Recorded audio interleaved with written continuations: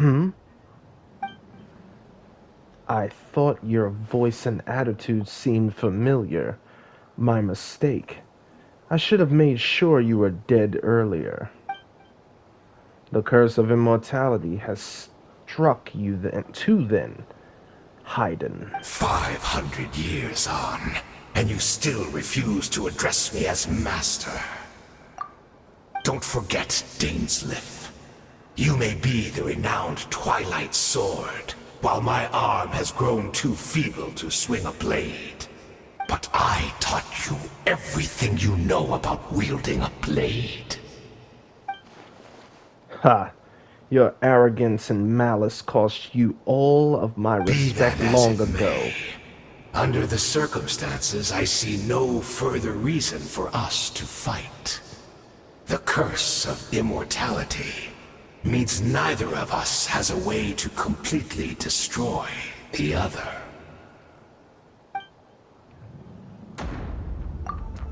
Speak for yourself. I intend to kill you 100 times over.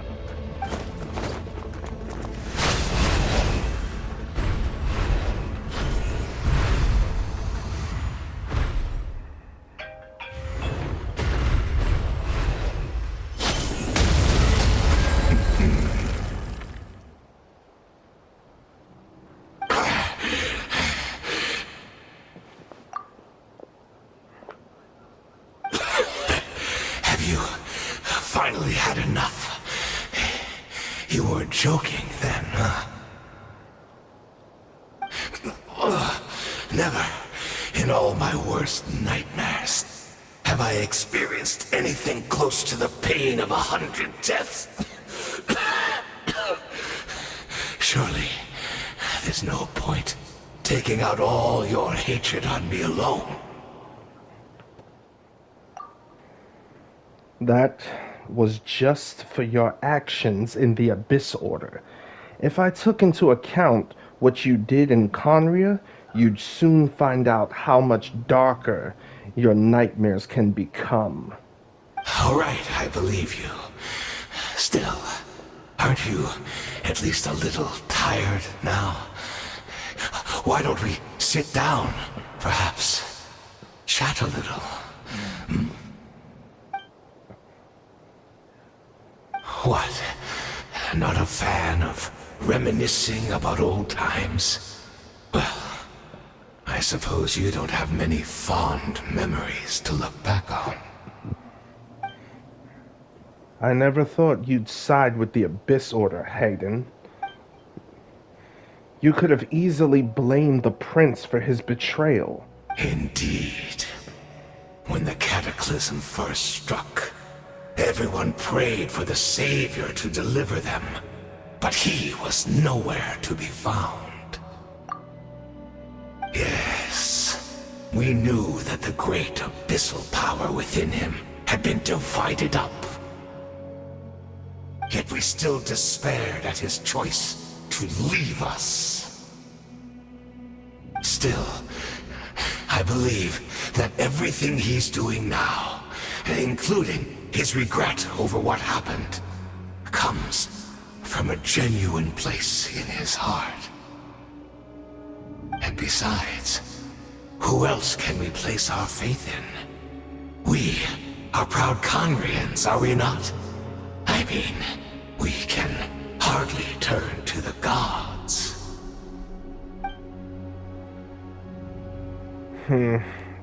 I suppose you have changed a lot over the past 500 years. Otherwise, I'd have never expected you to forgive him. Had you been so generous during your time at the Knight Academy as my instructor in the Black Serpent blade work, I might not have come to loathe you so much. Is that so? All my good deeds were clearly in the spirit of the Academy's code of chivalry, yet I received corporal punishment for being restless and brash. And as such, it pains me to bring up his name. Even my co-student, Sertologi, was prosecuted for following the spirit of knighthood. He even lost limbs over it. There's little point discussing it now, of course, but all of this was your doing, wasn't it, Haydn? You wore a mask of benevolence as you viciously suppressed the next generation of knights, all to bolster your own position and reputation. What? Too cowardly to admit it? Oh, I'm sorry, Dainsleif. I would apologize to you for those actions, truly. But the fact is, I honestly can't remember them anymore. Look at me. Look at what has become of me. Only by the Abyss's grace have I managed to maintain this physical form. But as for the rest, memories, spirit, emotions, personality, they have long become eroded, fragmented beyond recognition. Even if mine was a past steeped in sin or in shame I once longed to hide, I would wish to remember it. Without my history, I fear I will become another person entirely. I would like to apologize for any misdeeds that are mine. So please, tell me everything. Tell me about the Khaenri'ah we once called home. No wonder your personality struck me as different. Memories are indeed a crucial part of a person's identity. So the Khaenri'ah we once called home. Dainsleif slowly closes his eyes, and countless memories flow. All the sights, memories, and feelings, everything etched in his mind. Simply recalling everything seemed to take long. You seem to remember much. Could you tell me more about it? About our golden age? I'm not interested. I have neither the time nor the sympathy. Is that so? What a pity. But this will be quite sufficient, as long as the loom of fate heard what I could not. The loom of fate? What have you done? Tell me! I'm afraid I owe you yet another apology, Dainsleif. You were right. I lied to you earlier. Your wits are too sharp to be fooled by me. The homeland hasn't yet been revived. In fact, even the ley line weaving is not yet complete. Think of ley lines as the collection of memories concerning a given place. To reweave Khaenri'ah's ley lines as they were 500 years ago, we would somehow need to retrieve almost all the memories of Khaenri'ah from that age. The loom of fate cannot weave without an abundant supply of memories. And so, we relied on everyone in the Abyss Order to provide what they could. Even though fragments are all that remain in most cases, the more we all share, the more that can be restored. So the loom of fate is running as we speak. And the so-called meditation your members have been performing, its purpose was to supply the loom with memories, wasn't it? Indeed. We, a people in exile, stranded 500 years in the future, will weave our homeland anew and bring the nation of our dreams back into the real world. Ah, what a glorious undertaking! What a shame it had to take this long. After 500 years, most of our memories have faded, and a world woven from broken memories shall itself be broken.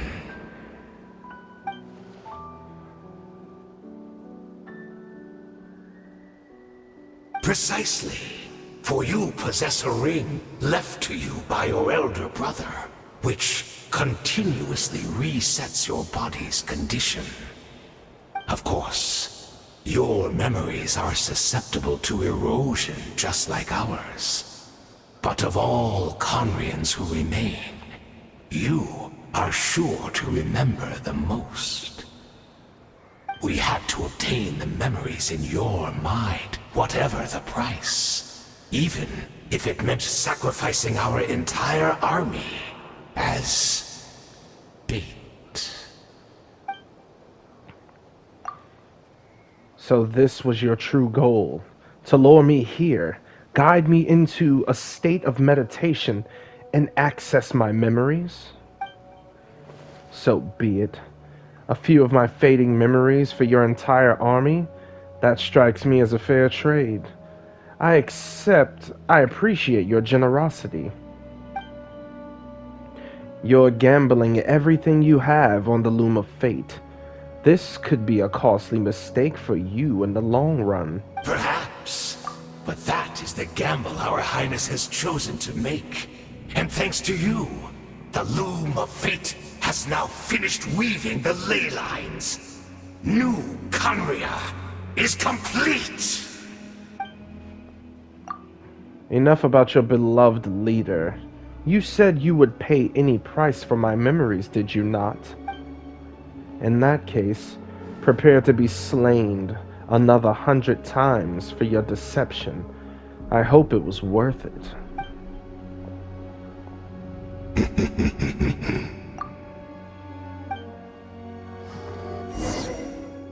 It looks like it was, Dane.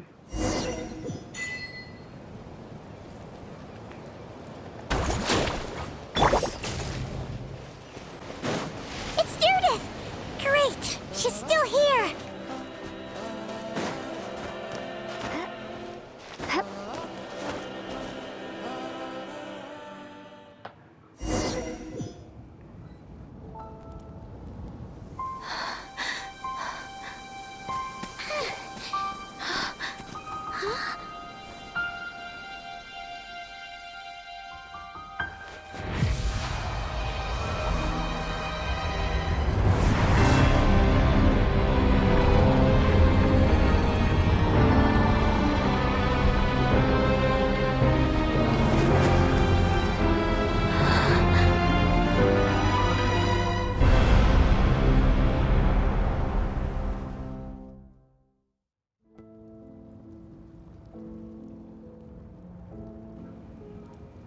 What is this? Could this be the Cataclysm? Is this where Deirdith is right now? So she really is. We're not from the same world, are we?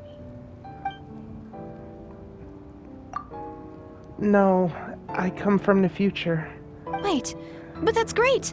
That means the world isn't going to end. In that case, tell me, what happens to Conria? What happens to my homeland?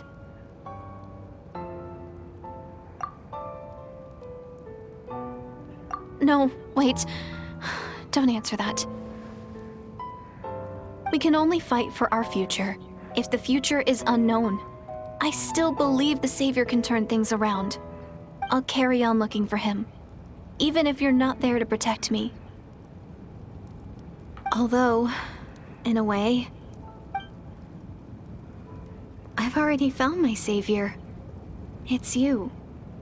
You protected me, and I believe you can protect us all. You're the one who can change everything. It's just too bad that we're not from the same time or place.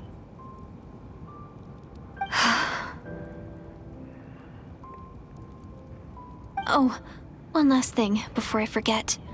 I know how much you want to find your brother. Surely he must be desperate to find you too. So, is there anything you can give me as a memento? Proof that we met? That way, when I do find him, I can convince him that you're also searching for him. A memento.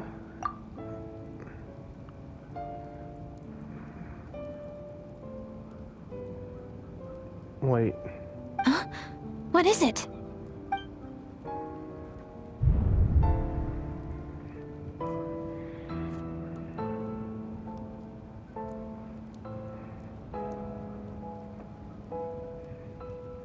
If this is her future, if this is her fate,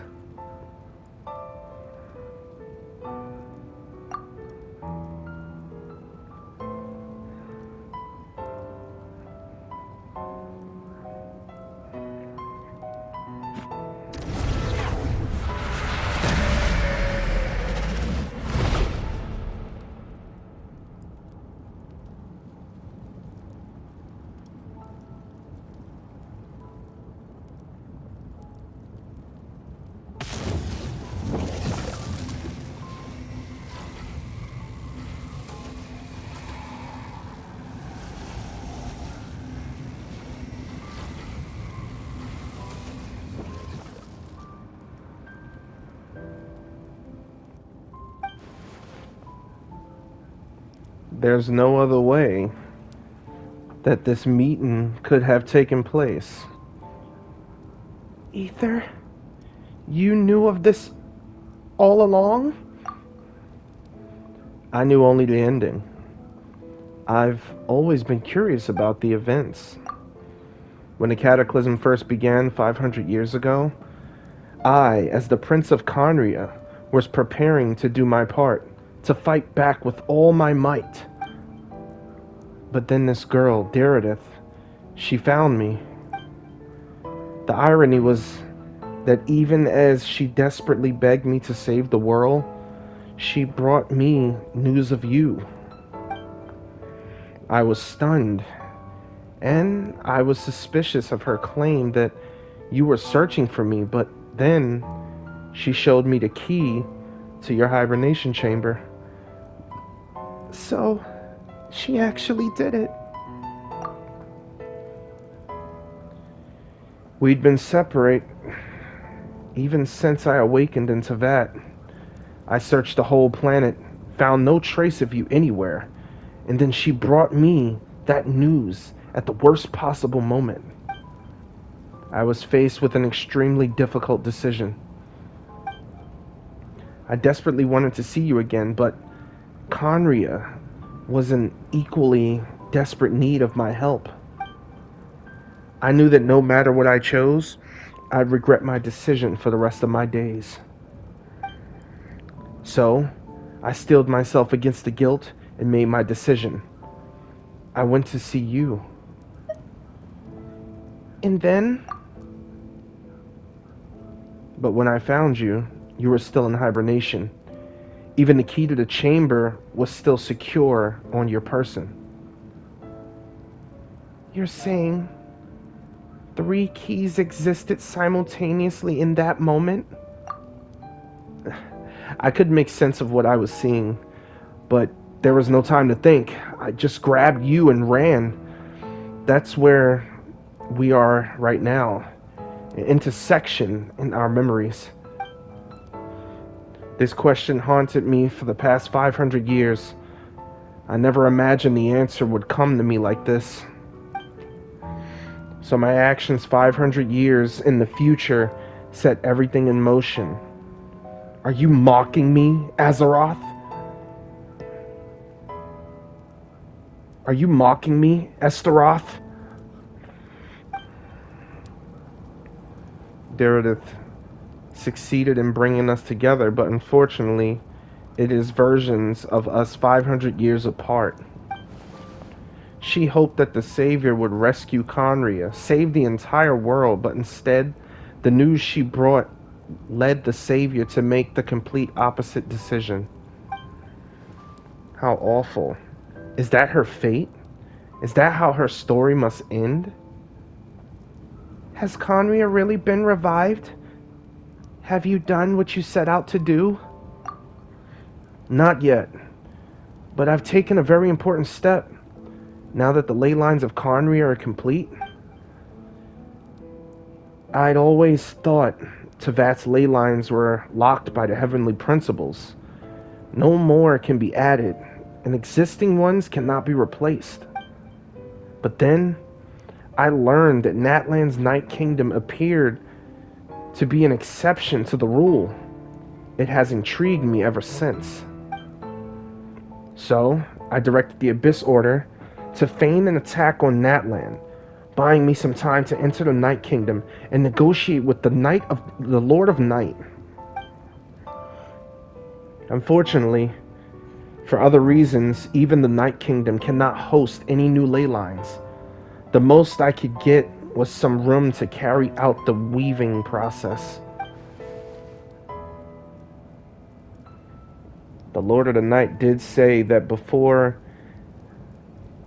that even she can only reconstruct Natlan's ley lines. It's probably for the same reason. Still, I received the Lord of the Night's permission and activated the Loom of Fate.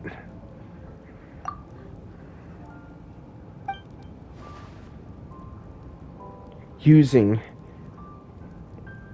Enter Tevat as the base, I was able to grow a realm based on Conria 500 years ago, superimposing it over present-day Natlan space-time.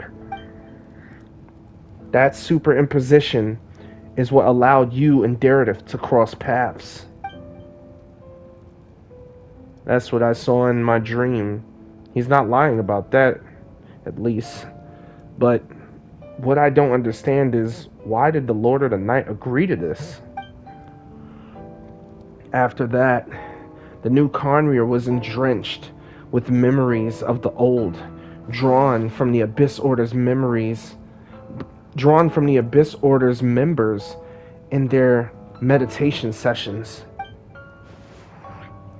With those memories as raw materials and the superimposed realm as the template, the Loom of Fate finally finished its work. What I now hold in my hand is the Atlas of the New World. This is the product of the Loom of Fate, holding within it the entire network of new Conrian ley lines. With this, the nation once known as Conria can rise again. One day, I will find a suitable host location for it. Why? Why is reviving Conria so important to you? I don't understand. Is this really just because of guilt?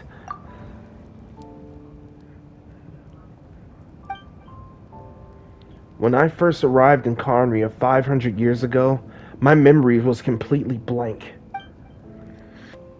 It was only after I had served as the prince for many years that I slowly began to remember everything, including you. What? Your memories were erased? But recovering old memories didn't simply erase the part of my life I spent in Conria. I still see it as my second home. That is why my guilt weighs so heavily on me. But even so, that only constitutes part of my motive. More importantly, if I wish to speak with the heavenly principles as an equal, I will need the might of an entire world behind me.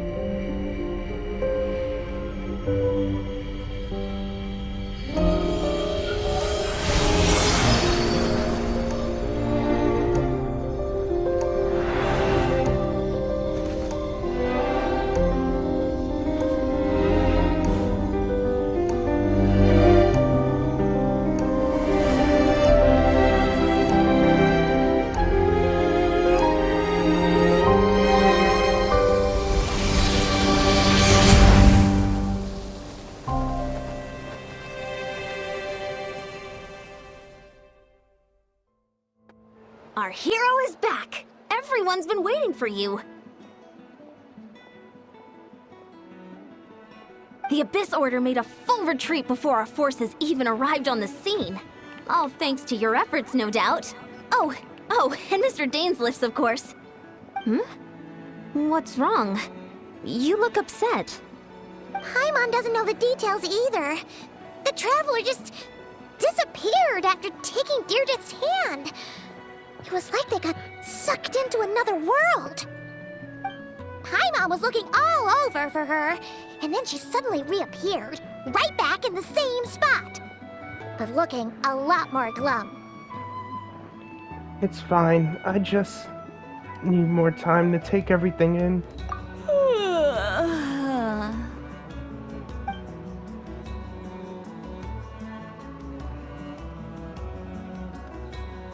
I think I got the gist of what happened.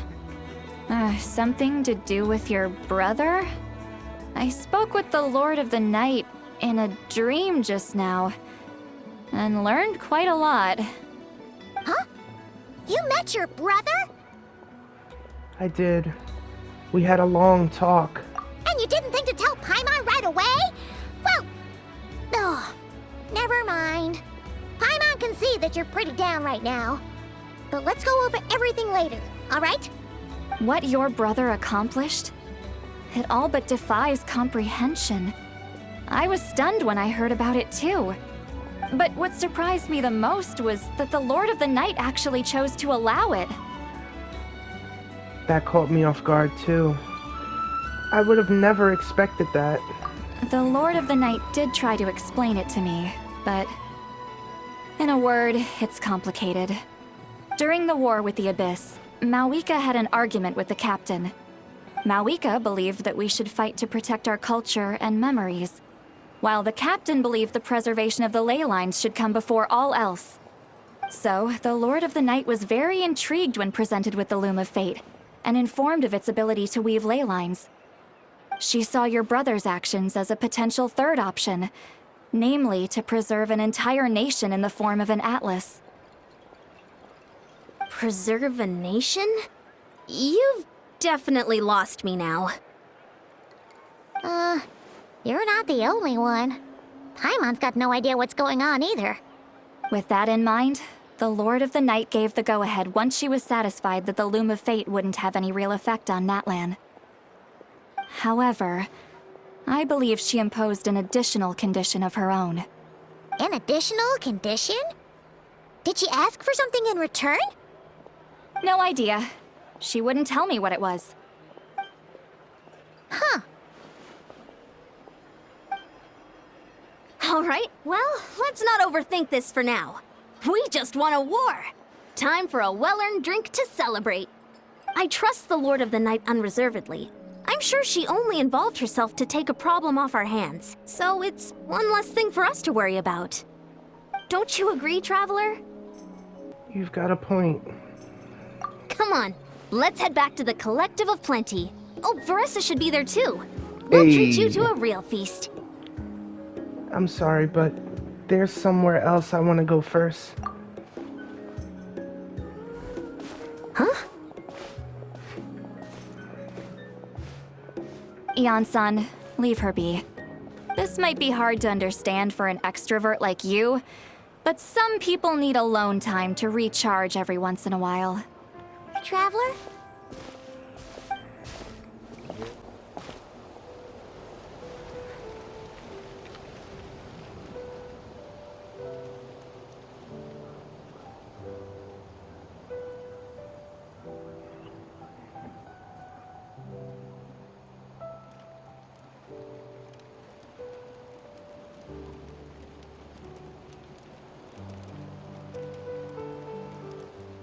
Before you know it, you've fallen asleep, drowning in a myriad of thoughts.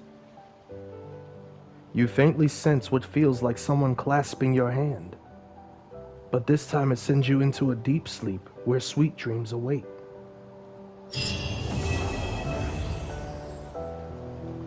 Wow. I wonder if it was Paimon.